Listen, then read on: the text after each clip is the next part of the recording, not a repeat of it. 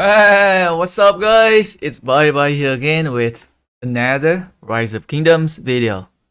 Today, we will talk about the rise of squishy commanders and archer commanders.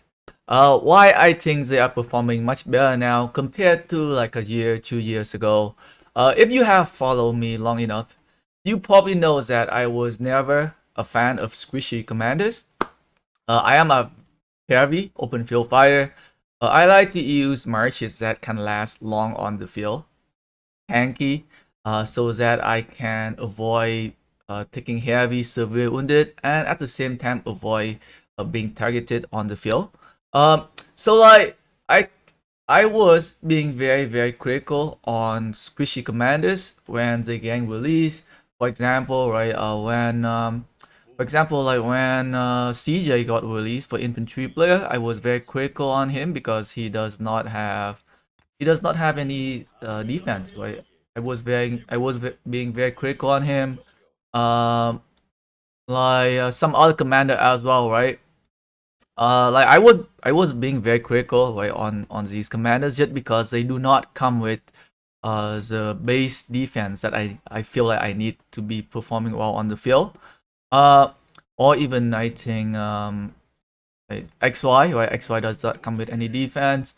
Um, Humanitor, I think Humanitor doesn't come with any defense as well. Same go for Guan Yu, right? Guan Yu is also very high offensive commander with no defense base stats. So like I also see that like archer commanders archer commander nowadays they can perform pretty well as well on the field, right? Before like a years 2 years ago, like archer commander used to get wrecked on the field, uh, because they often get targeted, they often go down very fast. But now, in my opinions, like in the past couple KvK, they are doing pretty well in my opinions. Like they can get good trade off, they can last pretty long on the field.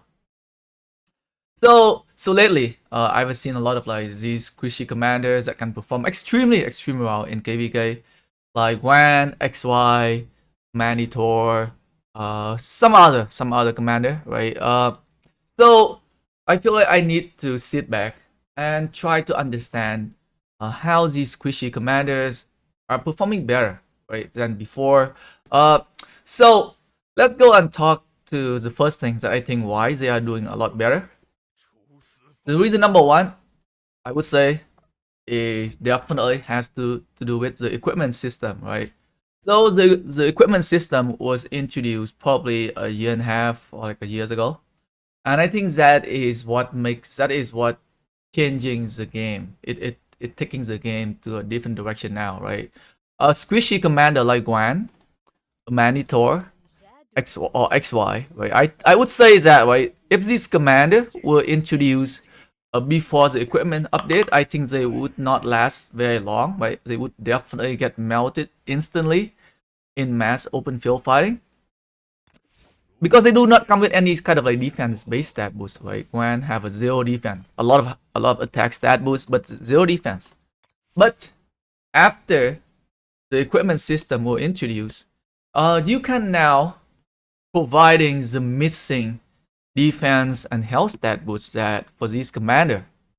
So for example, on my Grand, right, like my helmet gave him 11% defense. My chest gave him 12 more percent defense here. The legging gave him like 10% health stat boost here. The glove gave like 7% defense. The boots here like 2.5% defense here, right? That is pretty much equivalent of like let's say Charmatel, right? Skill. Charmatel skill gave 20% increase defense, 20% increase in health before the equipment update.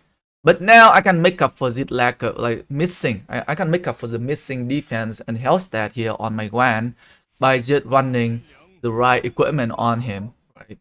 I have this Sakura Fubuki here, but I could definitely put even more defense equipment on him as well, or health equipment on him. Right. I could use Gatekeeper Shield as well.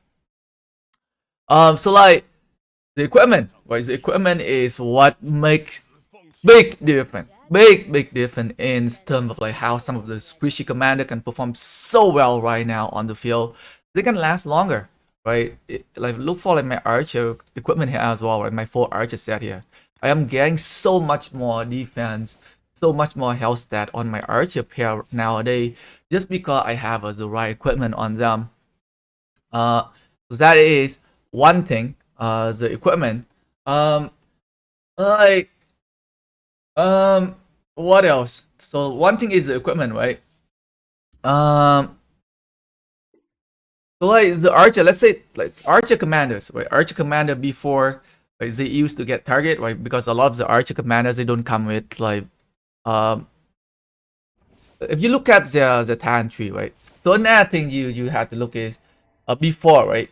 Before the equipment update, right? Let's say if you like an archer commander player, if you're looking archer talent trees, you don't get a lot of like defense or health stat from archer, right? From the talent because all of them are giving you attack increase. So archer was packing with like a lot of attack, and they were missing on a lot of like defense and health stats, and that was why they were getting destroyed like a year, 2 years ago. Archer commander would get destroyed on the field because they do not have some of the defense or health that you can get from the equipment nowadays. And another thing is that like there definitely like diminishing return for you when you are trying to stack way too many defense or way too many health stat boosts. But like because now you're getting just enough amount of health and defense from the equipment, now archer commanders can perform actually very very well on the field just because the equipment system they're making up for the lack of defense on some of the commanders and the lack of defense on the talent tree itself as well. So now you can definitely go more for archer commanders, or if you feel like to be an archer players. Um, so that is reason number one: equipment system, system that can provide the lack of defense and health stat for a lot of like squishy commanders. So they are not so squishy anymore when it comes to like open field fighting. Reason number two, I would say, is that because of the KvK buff. The KvK buff nowadays, they are giving you damage increase. Okay, so it's not like a.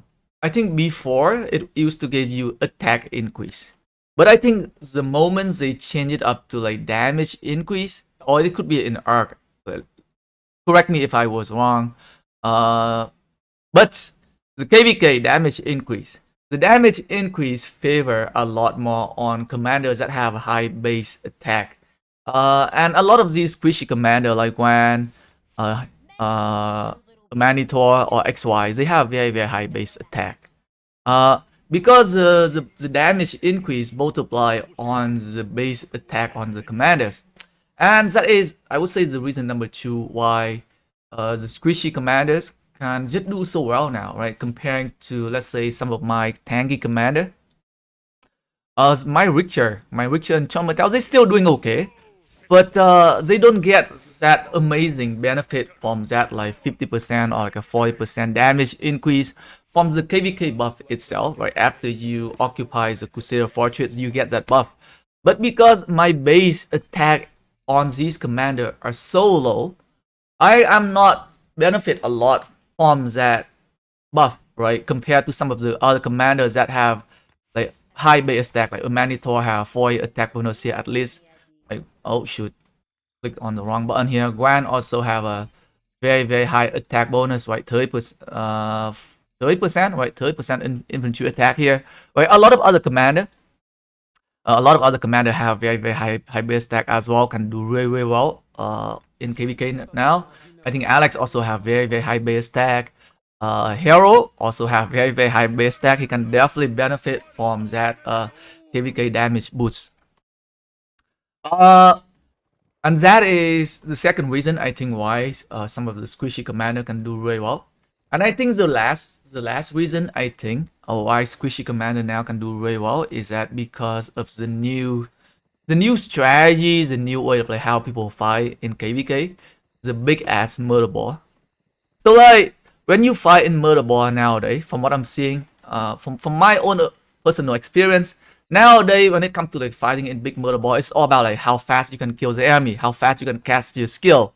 So now they are favoring a lot of commanders that running like skill talent tree, some other commanders that can cast their skill very fast, can take down the enemy very quickly, right? And it doesn't favor a lot on these tanky commanders, right? Like, yes, you can last, you can stay longer in the field, but you don't get that damage output, and a lot of time it's taking you a lot longer time to cast your skill, which kind of like doesn't work very well in big Murderball nowadays. Like the tanky commanders can work pretty well in like situation where you have to fight, not in like a huge Murderball, maybe like a 2-3 people, 4-5 people fighting, right? But like when it comes to like a 20-30 people in like a big Murderball, or even bigger amount of players on the big Murderball, that is when the tanky commander kind of like losing out on that aspect. They just don't cast the skill fast enough. They just don't inflict damage fast enough. We just cannot take down the target fast enough here, and the target most of the time they can just get away. Especially nowadays, as I mentioned, because of the equipment system, we cannot take down the squishy commander fast enough now. It takes us longer time, and it's kind of like a drawback on the tanky commanders. That is from what I've seen so far, based on my personal experience. When I fight on the field, that is how I feel nowadays. So yeah, right. So like as I mentioned, right, I was very critical on some of the squishy commander before, but now I think when it comes to like investing on commander, I think the most important thing right now for you when it comes to investing on commander, I think it's not about, for me personally, I wouldn't be checking on, I wouldn't be focused so much on the defense and the health stat anymore on these commander, just to make sure that they have enough stat boost, because now I can just make up for the lack of stat boost from just the equipment. But now I think the most important thing when it comes to like investing on the commanders, I think you have to look for the active skill or some of the other skills that can provide a very good amount of DPS, a very good amount of like utility, right? Support debuff. For example, right, when 2000 plus active skill, 2000 AoE skill damage with a 3-second silent debuff, right? Very strong. I would say one of the strongest commander right now on the field. A lot of people using him. Same goal for another commander like XY. Right? XY does not come with any defense or whatnot, but his active skill can provide a crazy amount of damage. At the same time, provide a very big debuff here on the enemy for 3 seconds. His rage requirement is only 900 here. When you got his levels 4, like the 4 skill to even higher, it's gonna go down to 850, which is a very low rage casting here, which can benefit a lot more in like a big Murderball fighting, because you can cast your skill a lot faster now. Maybe he'll get targeted, but if you build him right, if you can give him the missing defense and the missing health stats for him, like he can do extremely well. And I think one of the reason why you're seeing a lot of the player who are just opting into using him nowadays for a lot of event like Olympia, Sunset Canyon, Lost Canyon, Open Field Firing, or you see the top fighter, they use him a lot. I would say he's probably one of the strongest commander right now, beside Wan. Must have on the field for a lot of people. Even for like William as well, right?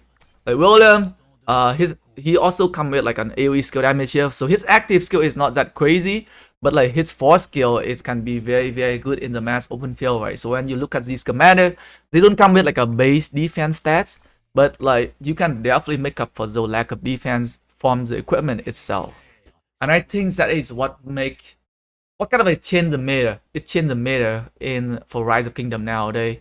But I think before, in the first year or the first year and a half in Rise of Kingdom, like tanky commander doing very well because there was no equipment, and the squishy commanders, they just died, right? They just died. Arch commanders, they was going down so fast before, but now you can survive. You can survive on the field with the right equipment. And yeah, right. I think nowadays, I think the game. I would definitely say that there are a lot more. Is there like a lot more like multiple different ways you can build your account nowadays. Like before, I would say like building like a very tanky account was like definitely is the right way for you, especially low spender. But now, right, you can go all out on some of the some of the very high DPS commanders, right? As long as you build them right with the right equipment, and you just don't play like super aggressively.